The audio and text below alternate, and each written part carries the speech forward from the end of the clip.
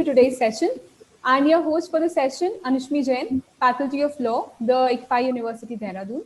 I welcome you all to the special guest lecture on water and policy challenges in India to celebrate the World Water Day that is celebrated on 22nd March every year since the year 1993. And this special guest lecture is organized by Center for Environmental Law, Policy, Education and Development, also known as CELPID, at ICFI Law School, the ICFI University, Dehradun. I would like to take the privilege to extend a heartwarming welcome to our speaker of the day, Dr. Shambhuprasad Chakravarthi, Head, Research Fellow and Center Coordinator, Center for Regulatory Studies, Governance and Public Policy, WBNUJS. Thank you, sir, for accepting our invitation and being with us today, sir. Thank you so much. Also, I would like to extend a warm welcome to Professor Dr. Muddu Vinay, Vice Chancellor, the ICFI University, Dehradun, in absentia, Brigadier Rajiv Sethi, Registrar, the ICFI University, Dehradun, in absentia, Professor Dr. Yugal Kishore, Dean, ICFI Law School, Dehradun, and Mrs. Monica Kharola, Academy Coordinator, ICFI Law School, Dehradun. I would also like to welcome all the participants who have joined us today, and thank you everyone for joining us. Now I would like to pass on the mic to Professor Dr. Yugal Kishore, Dean, ICFI Law School, Dehradun, to address the gathering. Over to you, sir. Thank you very much, Madam Anushmi Jain, the faculty of ICFI Law School, and the convener of the CELPID, the Center for Environmental Law, Policy, Education and Development. So, my very esteemed, learned friend, Dr. Shambhuprasad Chakravarthi ji, who is the keynote speaker of the day. My other esteemed professionals and academicians present in this particular webinar. My student friends, today we are here to discuss about, to speak about, to give you some insight on water law. The basic thing is, we have got a very, very learned friend of mine, Professor Dr. Shambhuprasad Chakravarthi ji, who will be speaking on this topic. But before that, I would like to speak a few words. You have already read it, that water everywhere, but not even a water, not even a drop to drink. Actually, this phrase, once upon a time, was there when persons were going on a voyage in the sea. वो जब समुद्र में जाते थे तो उनको चारों तरफ पानी दिखता था और पीने के लिए पानी नहीं मिलता था. But unfortunately, now we have come to a situation wherein in the whole earth, water is there, but the potable water, the drinkable water, the usable water is not available.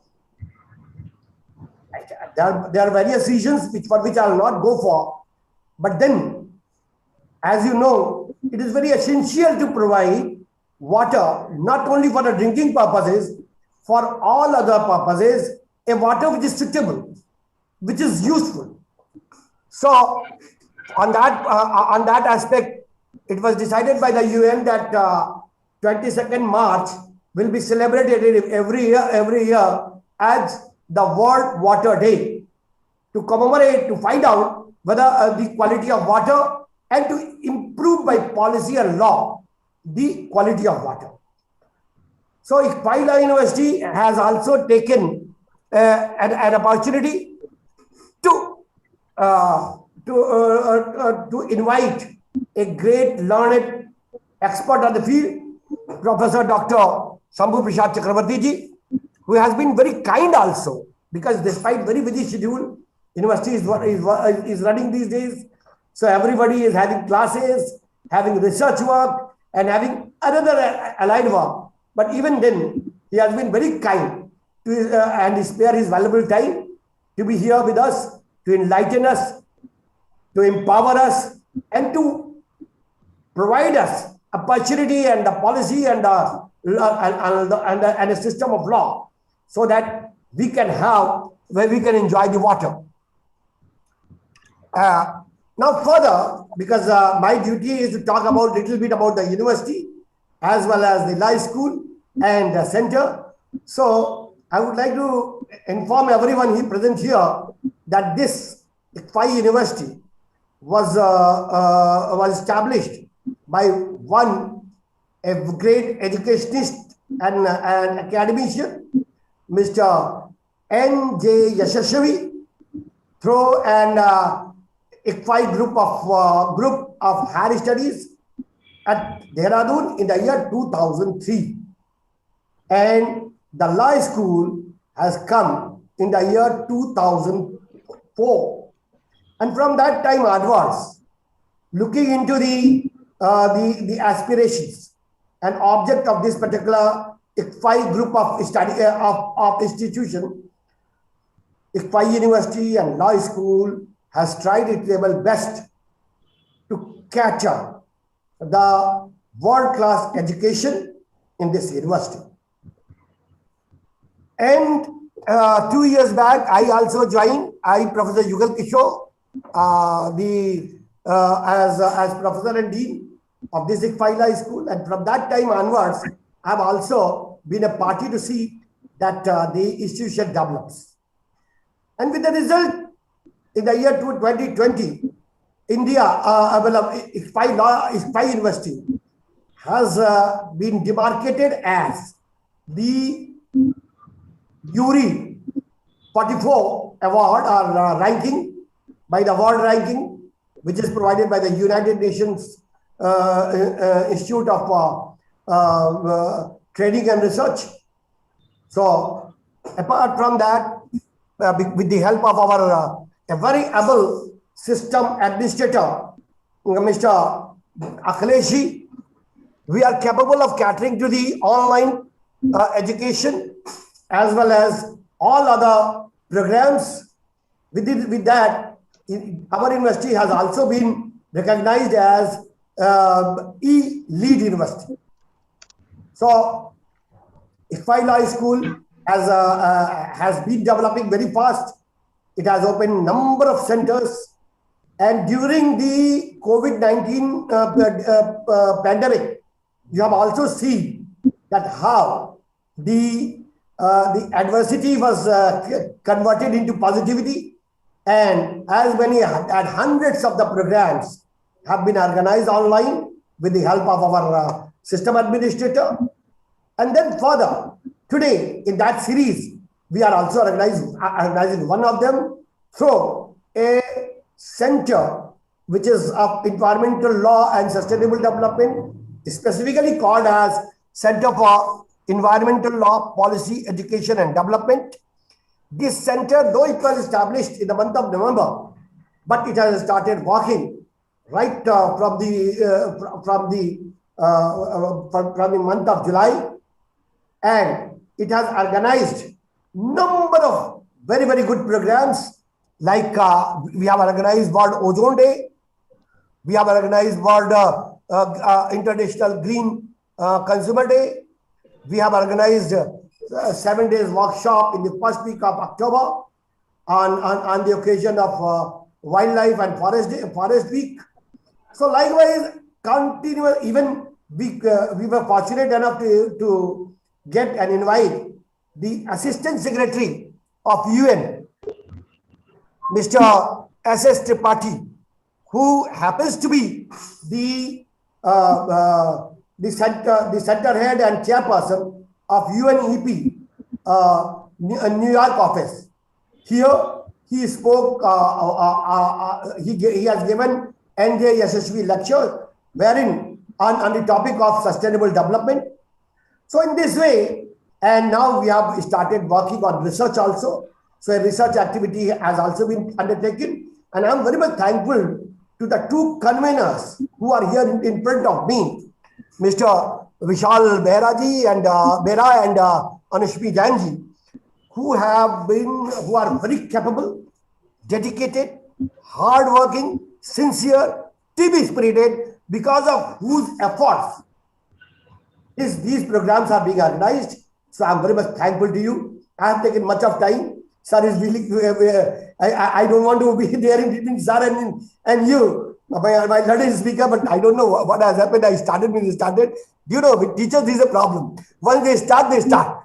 Anyway, so now I'll not take much of your time. Thank you very much. Thank you, sir. I hand over the mic to Anushmi ji. Thank you, sir. Thank you so much for your kind words and valuable insights, sir.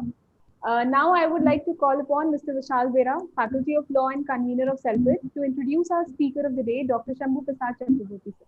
Over to you, Thank you sir. so much, ma'am. Not taking too much of time, I would like to introduce one of the most personalized, eminent speaker of the other day, who is Dr. Shambhuprasad Chakravarthi. Not taking much of our time, I would like to introduce him as the head research fellow at the center coordinator of the Center of Regulatory Studies, Governance and Public Policy at WBNEJS, Kolkata. As also we know, many people know him as he is one of the most famous visiting professors of WBNHS and KIT Odisha. His basic area of research is tribal laws and traditional laws, and Dr. Chakrabarti has also authored a book on tribal rights in India from Patrick, Singapore 2018. He has published more than 20 journals and has presented the same in conference articles, presented books, chapters, presented papers, and invited lectures in more than 40 national and international seminars. He has been awarded with gold medal for winning youth parliament competitions by the government of West Bengal, India.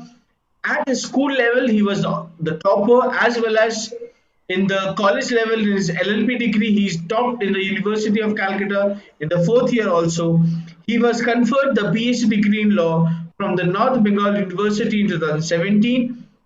He's also completed his general course on IPR and on PCT from WIPO with grade A in 2018, and is currently working on his upcoming books on the patent laws in India. He is also a member of the Law and Society Association USA and the Commonwealth Lawyers Association London. With more than 13 years of teaching and research experience, Dr. Chakrabarti is currently looking up to take international commitments.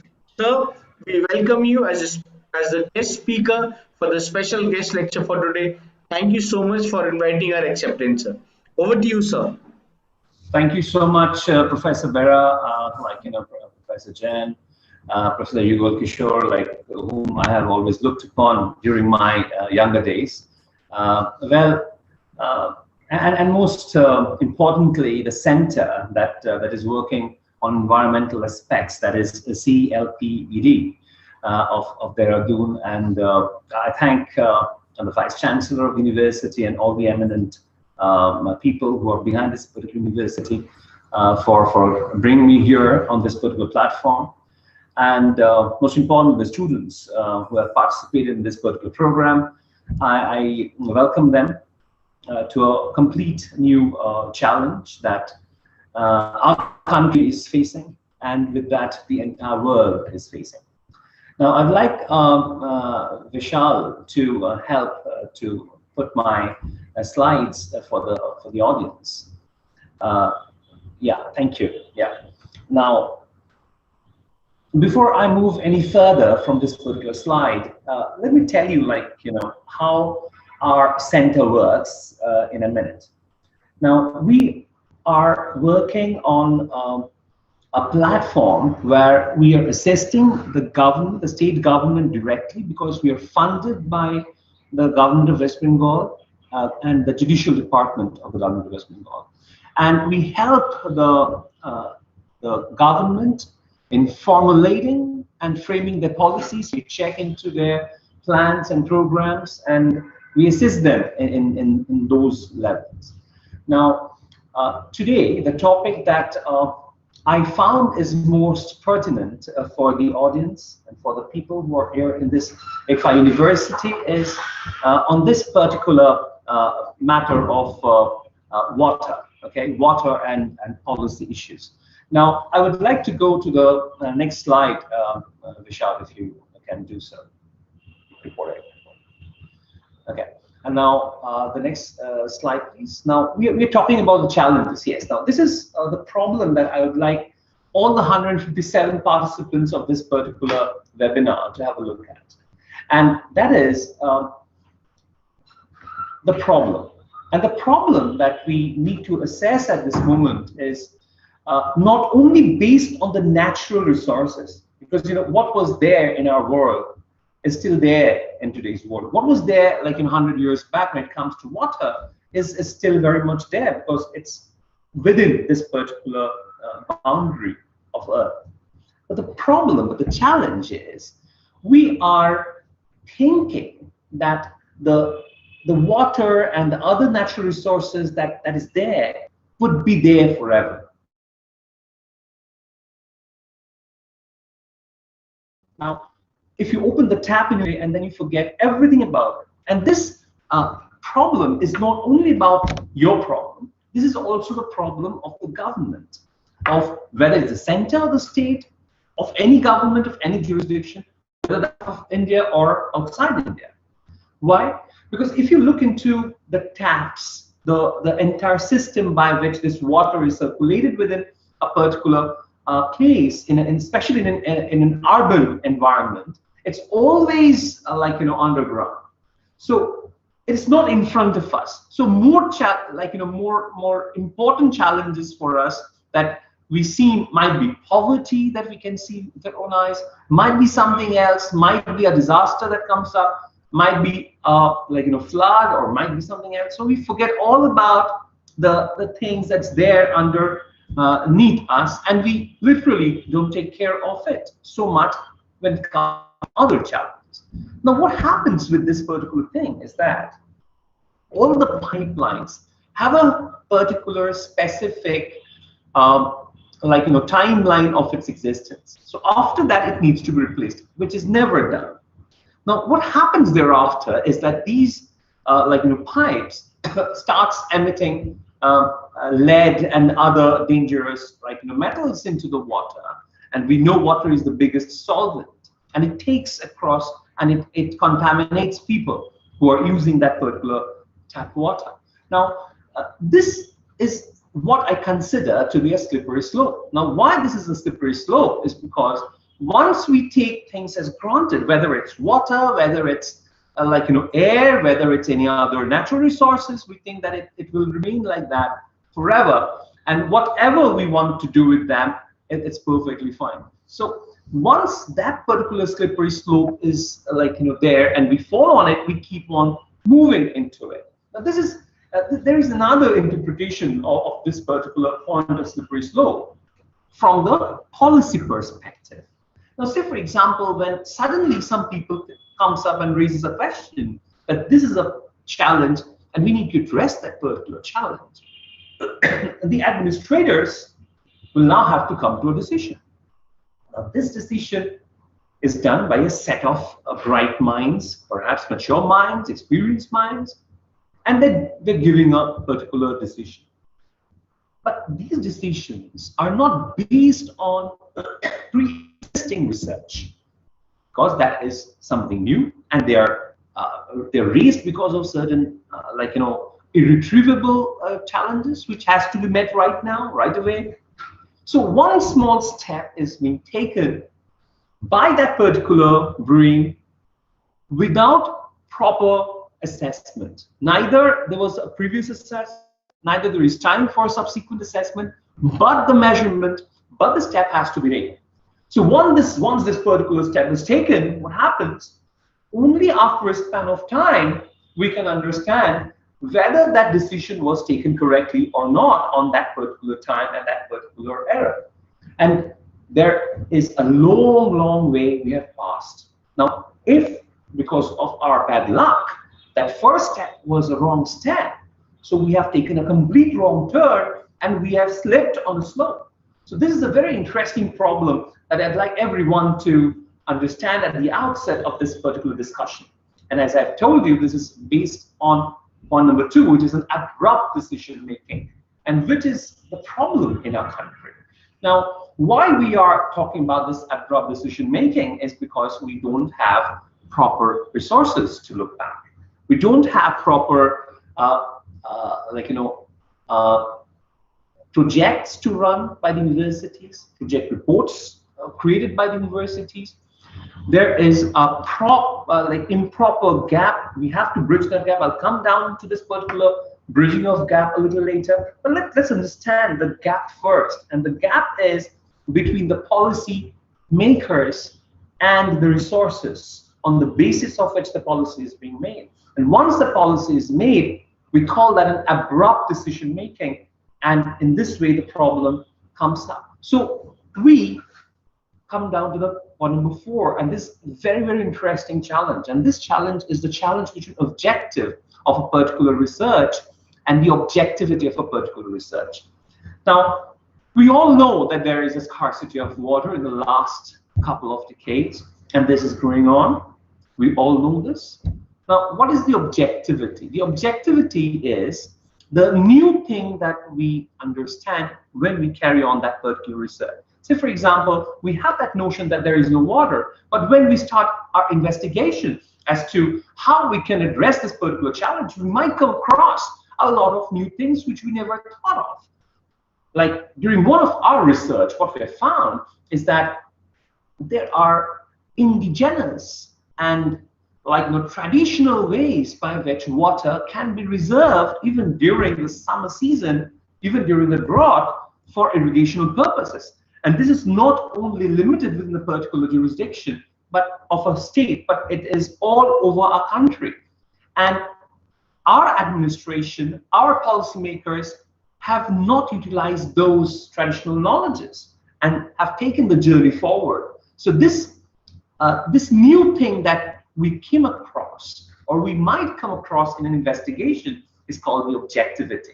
Now, those people who are raising these objectivities, maybe like that of our center or your center, the government is not paying enough heed on that. They're more interested in fighting their battles for elections. They're more interested in perhaps bringing in foreign direct investment in our country to immediately look into the challenges that India is facing right now.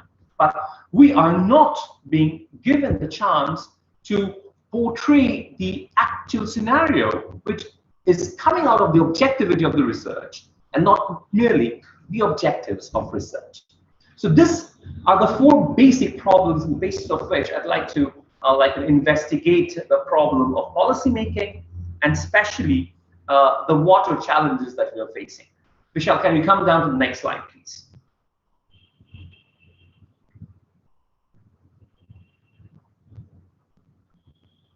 Yeah, now that is the gap I was talking about. Now, what is the need of the nation is not being directly addressed. We need scholars, but the problem with our education system is mechanical. People are publishing for the sake of publishing. We are looking into publication just because for those journals which are CAL-listed. This is a very big problem in our country, which is not so in other countries, like that of US, not even China.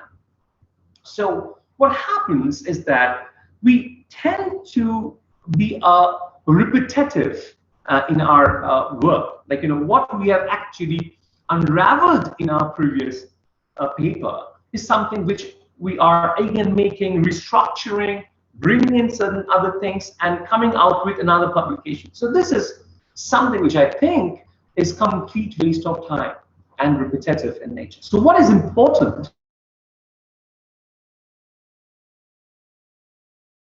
is that we need to have good collaboration centers like ours with that of Harvard University or the center in Stanford University who are working this particular field for some time now. We can have a lot of inputs in the true sense of the term, because this challenge is not limited within the periphery of educational institutes or within the periphery of any particular state like that of West Bengal or like that of Delhi. Now, the point is, how do we address a challenge which is beyond the territorial limitation of any specific state or any specific country? Because water scarcity is not something which is new in our country. They're all around the world. I'll come down to how people are addressing these challenges a little later. So we come down to the next slide, Vishal. Yeah, now I have put forward 3 case studies at the outset, then I thought that two is enough, because the first case study that I'm planning to talk to my dear students here is how these challenges are being met in water-scarce countries like Melbourne, Australia, like the United Arab Emirates, like many other countries, like Rhode Island and other countries. Now, and then I'll talk about what is the problem with our country. We come to the next slide, and we can have a look at the picture that's being reflected there. Vishal, can you come down to the next slide, please? Yes. Now, look at this picture. This is basically a billboard. It's technologically built information for the people, which makes the surrounding people aware of the amount of water in place in the water tank of that particular community. So this is meant for a set of people who are living in the community for where the water is being used. So what happens here is that the community people would not face suddenly when they're planning to go for a shower and open the shower and there is no water. So then they'll not be facing these challenges. On the contrary, they will be able to understand that this is exactly what the position of water is, and let's now take the steps accordingly. Let's not misuse the water any further. And let me tell you, only by developing this infrastructure, the IT infrastructure connected with the water, and distributing the information to the people of the community, this can be done in your university also. Say, for example, the ICFA University comes up with a billboard and telling that this is exactly the water that the campus is planning to use for 1 week, and that is how the people would have to use it. They would have save some amount of water. And let me tell you that Melbourne has successfully reduced their consumption capacity to approximately 30 to 35%. And technology is playing a very important role there. Now, modern innovations have come up. Now there are small fittings that they're putting up on their shower, on their taps, which reduces the pressure of the water. And with that, we are in a position to save water. Now, this is something which I would like to address to my young students. This is how we can also make things happen. Now, there are people who are growing up at this age and are planning to do something fresh, like, say, for example, some entrepreneurship planning. Let me tell you that there has been huge private investment in schemes like this in Australia, in UAE, and Jordan, and other countries like Cape Town, South Africa. Now, there has been huge investment. So if some of you people plan to come up with a certain entrepreneurship projects as to how we can save water and make those plans, perhaps put on sale those equipments, you can be a very good start, let me tell you, in the coming years. I will just add a very interesting statistics, which I've not incorporated here, but you can have a look. If you look at the consumption or the market of bottled water in the last 1 decade, last 10 years or 15 years, you'd find that it has increased like no other industry could ever have. So that is something which I would like everyone to focus upon in their endeavor, if some of them are planning to.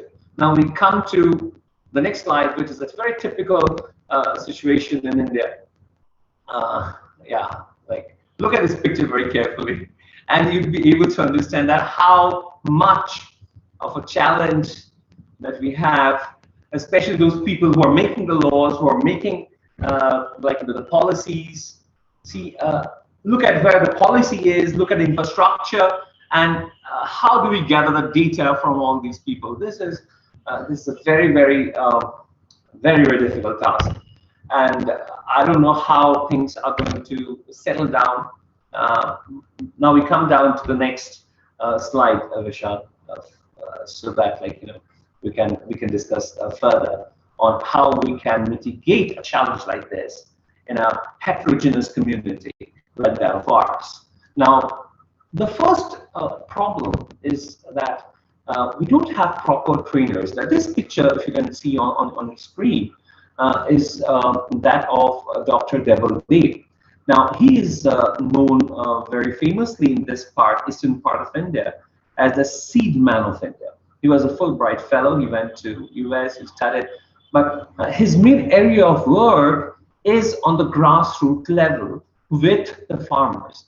He has a particular farm which has more than 115 variety of rice being grown, and he has repository of more than thousands of variety of rice. It's an unbelievable. I don't know what's going to happen when we lose him. Perhaps after some years, like after a couple of decades, he might die, or after that, like he's already in his 50s, 60s. So that's a problem. Like, you know, we don't have proper people. Now,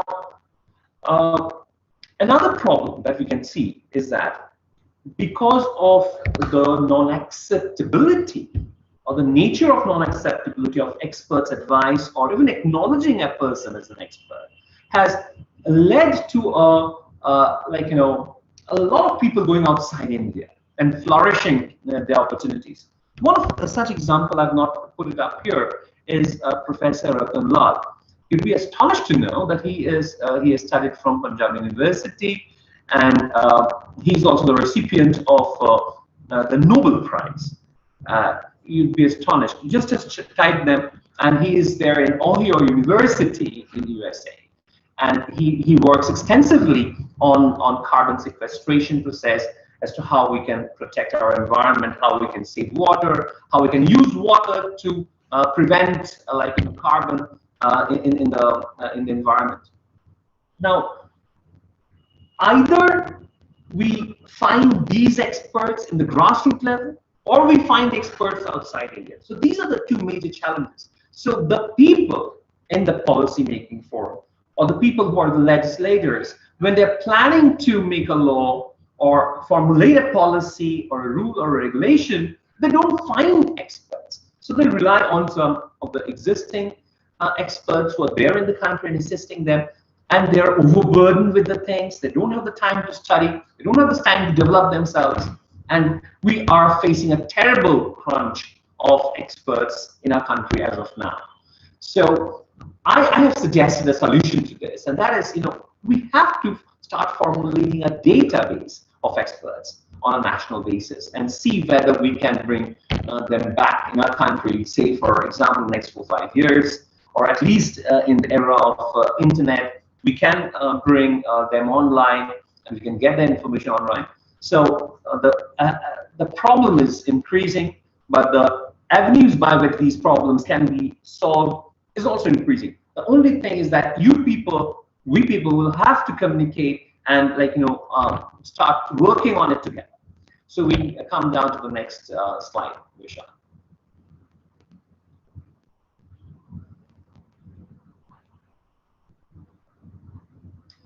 Yeah. Now, what we can do, or what is the future for us? I personally think, after a long time of research with the grassroots people, as you have seen what Vishal has said, I've worked with the traditional knowledge of the tribal peoples. I've worked on the laws of the tribal people about their rights. I've written extensively on them. I have seen to a great extent as to how they have protected Mother Earth, how they have protected water through their traditional ways, by protecting the environment, by not overutilizing the environment. One example I'd like to give today: you can search the internet and you can find that more than 90% of large water fishes, like ocean and other fishes, have vanished. They're more than 90%, and more than 30% of the sweetwater fishes have vanished. Why this has happened? This has happened because of the modern technology. Today, if a set of people, fishermen, takes a specialized boat, they can assess exactly where the fishes are. They can take it immediately. And if you go to a 5-star hotel today, all across the world, you'll find salmon, you'll find rare fishes, rare delicacies all the time, 24/7 and 365 days a year. So what is wrong is that we are not following the ethos, the nature and the natural ethics, which the traditional people have always done that. So what they have done, what we have not done, and just give us breeding time, never. And they exactly knew what is the breeding time for this type of fishes and what is the breeding time of that type of species.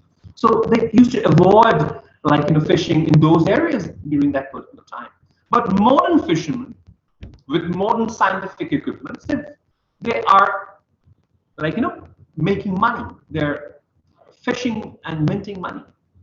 And what they have done to us, they've completely destroyed more than 90% of large water fishes, and that's something which we cannot ever bring back to normal. I'm telling this to you very, very, from within, because I have been working with Professor Thomas Guru.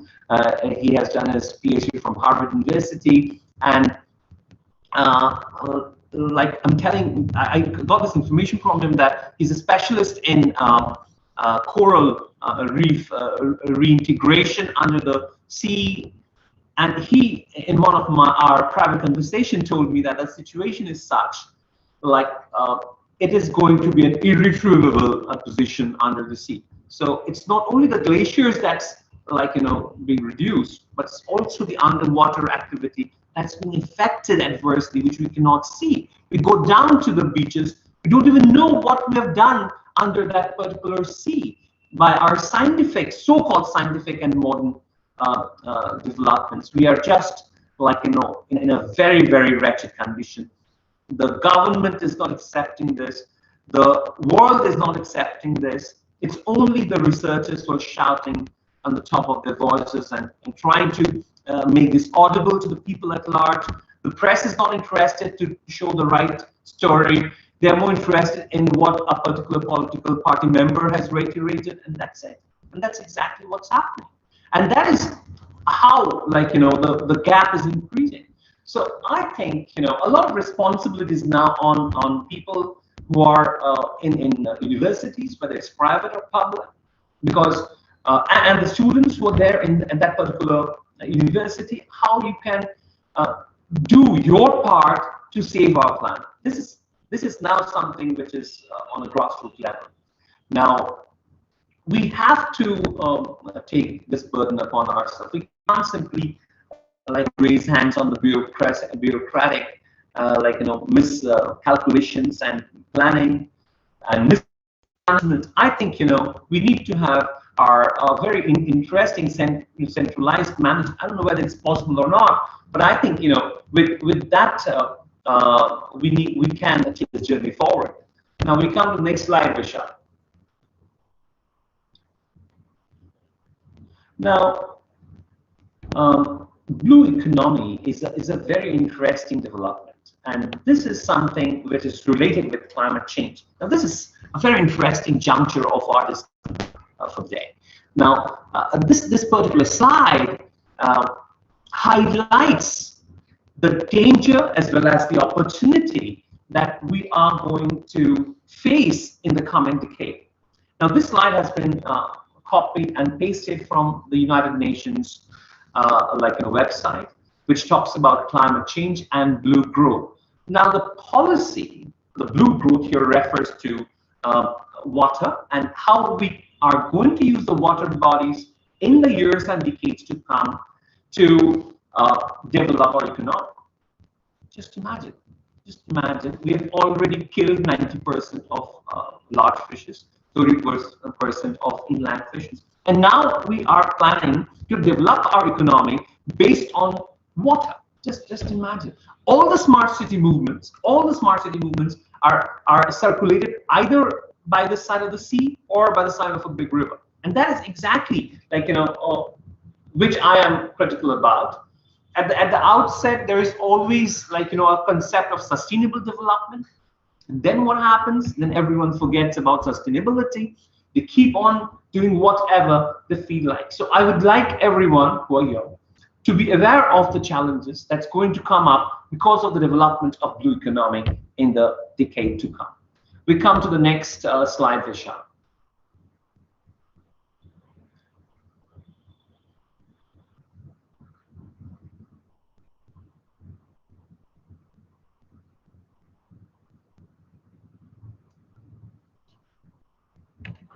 Vishal, can you come to the next slide, please? Yeah. Now, this is something which is adjacent to what I discussed a little earlier. Now, we need to understand that there are 17 United Nations Sustainable Development Goals. And out of those goals, these are goal number 2, 7, 8, and 14, which are directly related with water. So out of 17, 4 are directly related with water. And that is exactly where the economy is planning to highlight. Right? If you look at and read like categorically about these goals, you'll find that these are very big and high words. And especially in a country like ours, we have actually signed the documents where we have also promised to achieve these US SDGs by the 2030. Now, I don't know to what extent we will be successful in doing that, but we have to take this journey forward by protecting our environment the best way possible. We have to do our very best to prevent a loss of infrastructure, and it's only us who can bridge this gap. We come to the next slide, Vishal, and I have identified research as one of the best way to bridge the gap, because it's only research. See, every question that you come across, my dear friends, you Google it. So what you're doing is basically researching on it.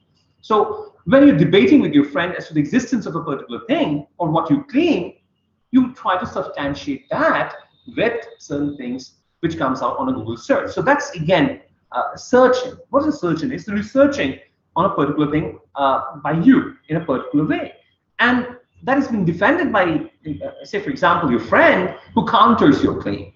Now, that's the reason why I say, research would be the best way forward to bridge this gap, and how it can be done. Now, I've given 4 basic points by which we can bridge this gap, and these 4 points have been raised with one objective in our mind, and that is we can be only successful when all the small institutions are successful. Just imagine a mechanical clock, and a little small portion of the clock is not functioning properly. So what happens? The entire clock stops functioning. So that is exactly what I want to mean. In order to be successful, so if our country is going to be successful, all the institutions under this umbrella needs to be successful. So how do we make all the institutions successful? The first thing I'd like to say is that we can only be successful when we retrospect ourselves. And that is where we use the word assessment. So we need to assess exactly what is our water position. You'll be astonished to know that we don't even know to what extent we have the water to feed our people. If you make an RTI statement, you bring the people who are in the planet, they won't be able to tell you. And they will tell you that, how do I tell exactly to what extent the rainwater will come? There can be drought, there can be overflooding of the things. I can't tell you at this moment how it is possible. So I personally believe, assessment is not being done, especially taking into consideration our position. Because if we assess properly, if we tell the people properly about the actual position, the people would automatically settle down in their own way how they can start conserving. So conservation, I believe, is directly related with assessment, which is not done. So assessment can be done by proper research, by proper planning. Now, we are all relying on educational institutions when it comes to research. So I think this is not bad, because if you turn to Harvard University, you'll find that they are directly working with the government in more than one sector. If you go to Stanford University, they're directly working with the government in many ways. But if I ask this question to the people who are in ICFA University, whether your government is taking your assistance in getting or retrieving certain data to make something happen, I really doubt on that, barring a set of basic information as to the number of students, how many are males and females, and something, how many classes do you take, that's it. It's not about a direct policy level relationship that exists between the universities and government. And that is exactly where the bridge is. We have to make connection with the government directly so that we can play an active role in helping to solve actual problems. Now, educational institutions, I would go a little further with that. It should not only limit within the concept of teaching and training or awareness building. I think it should also try to promote this problem, especially when it comes to the water challenge that we are in, to every individual of the locality. So all the students who are listening to this discussion today must not only change, but also they should also go to their family and invoke this change happening. Now, one small message for the educational institutions also. We go to the next slide, Vishal, and I will show I have three corresponding slides where you can see that carbon sequestration is done. Now, what is carbon sequestration? It's a scientific term, but let me tell you this. It's very simple. It's about assessing the carbon positioning of a particular place.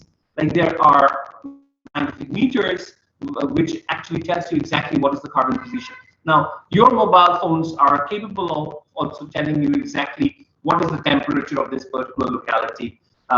There are even sites where you can look and see and check the things. So that is how we can build it. And there are certain international standards of carbon, minimum number of carbon or maximum limit of carbon. Let's say, for example, our university, NUJS. This is not a complete AC university. Only the classrooms are AC. Now, the people who are working, the staff who are working, the government who are working, they're all around without any AC protection per se. So what happens here is that they are exposing themselves to carbon dioxide, and which is available in the air. So when we checked into that, we found that the carbon content, the nitrogen content of that particular place is much, much higher than the international as well as the national standard. So this measurement gives us a challenge. And the challenge is how we can reduce that carbon from that particular place. And one of the best way of doing it is by afforestation projects. So we need to understand how many how many trees are there and how many trees are essential to mitigate the carbon. So this is something which our university, NUJS, have also done. This has been done in 2020, and this was done in Harvard University in 2018. Now, if we move on to the next slide, Vishal, you will find it's a similar study is being done in Stanford Center for Carbon Storage. We go to the next slide, please.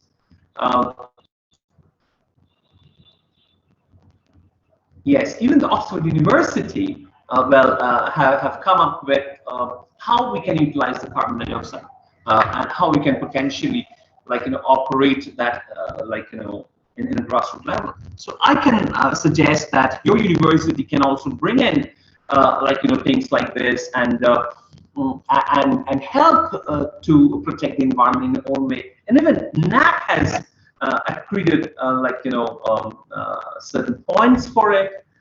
if you are helping your campus, protect your campus, if you have done these assessments, if you have if you're not using chemicals to manure your trees, and you're using like organic stuff, and organic manures can very easily be built by various projects of waste management, and that's exactly how you can do it being a university.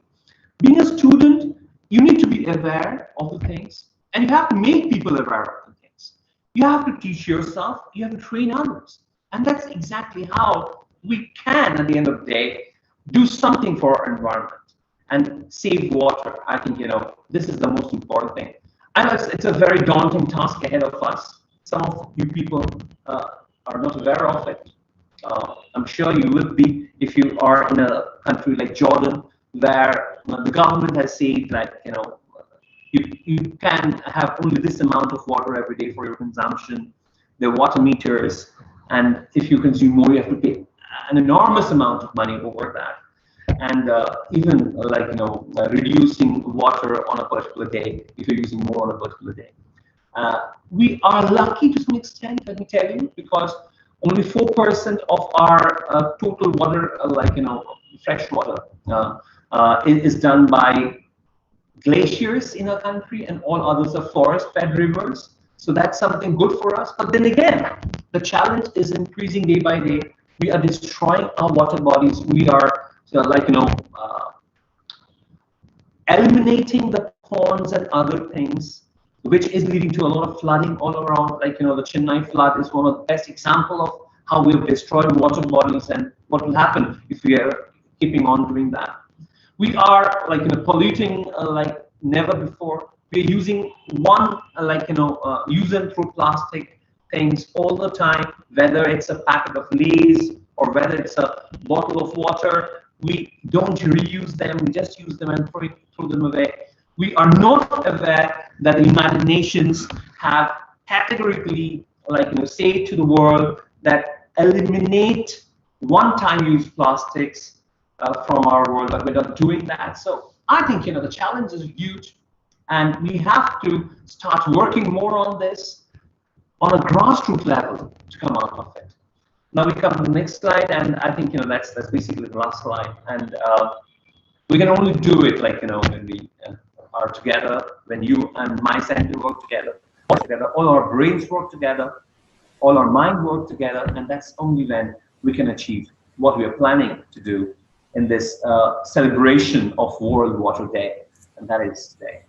Thank you once again, everybody, for your patient hearing. Thank you, the organizers, for giving me this opportunity, and more so, it was a pleasant surprise for me to see Professor Yugal Kishoria once again after a long time. Thank you so much, Vishal, for coordinating. Thanks, everybody. Thanks once again. Thanks. Thank you, sir. Thank you so much for delivering such an informative session, sir. And it was really great to get so much of knowledge from your end, sir. So, now, just in case anybody have any specific question on this, or you can have a Q&A session right now, if you so wish. Yes. Okay. Yes, sir. Sir, we have 2 to 3 questions. Shall we take it up, sir? Yeah, sure. Yeah. So the first question to you is that how can the society and we as a whole can overcome the actual problem of water scarcity in the hilly areas? For example, in Kalimpong, Darjeeling, sir, how can we actually overcome the water scarcity problem, sir, in the hilly areas? See, I'll tell you, the biggest challenge in hilly areas is the conservation or keeping the water together. But modern technologies have come up. We can have rainwater harvesting very easily, because if you go on the hills, you'll find every day, especially after the winter is over, every day in the afternoon, suddenly the cloud comes up and there is rain. So we can have rainwater harvesting on the top, especially in a plateau or something, or even on an individual basis, or even on a larger scale basis. I'll give an example to this. If you go and look into Singapore, it's a very small island, okay? But and obviously there is no water proper water. Singapore relies on more than 60% of export water. It's unbelievable, and still it's one of the best cities in the world today. And it has built an enormous, structure all across the country. Okay, and it is meant to catch the rainwater and process it for harvesting. Now, it's in such a way, such amazing way. I would request all the students to look into this on Google and check out that amazing structure that they have made. And you'll be astonished to know more than 10% of the water capacity of Singapore is now being circulated and regulated by that particular development. So I think we need to bring in those technologies here in these catchment areas where there is a rainfall, and we keep it for individual households use. Right, sir. Thank you so much, sir. So the next question, sir, although we have a lot of best practices in the country to preserve and protect the water, according to you, which practices should be followed on a more regular and a basis manner in a very normal method, in a daily life method? Which are the best practices to preserve? Yeah, I'll tell you. The first thing, the example that I gave when it comes to the Melbourne challenge, they were suffering very badly, but only by introducing, very small caps. Okay, these caps can easily be fitted on the existing taps or on the existing showers. So what happens? It prevents that pressure of water. So automatically there is a reduction of water usage, and that's small thing is not available on Amazon. Fix it. The university can do it to take the things forward, or at least do it in a small place and make a pilot survey and study on it and see whether it's helping, and you can put it forward. So I think technology today is something which will help us to address this challenge. Thank you so much, sir. Thank you so much for answering the questions for our participants. The mic goes to Shmi, ma'am. Okay. So thank you, sir. And I would now call upon Mrs. Monica Kharola, Academic Coordinator, ICFAI Law School, to give vote of thanks to our speaker for the day. Over to you, ma'am. Thank you, Anushmi. Wonderful to talk about preservation of water.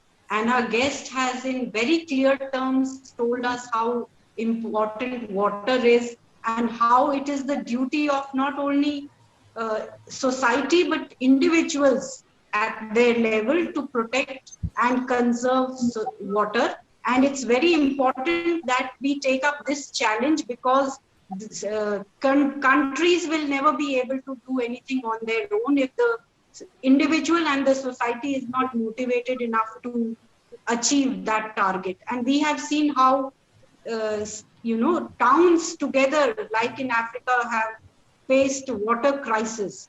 So this is a important area which has to be focused on, and every individual must contribute to preserve and protect water, and also how carbon reducing the effects that we have and we are leaving on our environment. So we have, it's said that maybe the next war will be fought for water. And if we want to prevent such a calamity from happening, it's time that we woke up to this disaster which is at our doorstep, and we worked. So we thank the speaker for the day, who has been excellent in informing all the participants the importance of water and how water use by even the towns must be improved, in the sense that the supply mode which impacts its quality must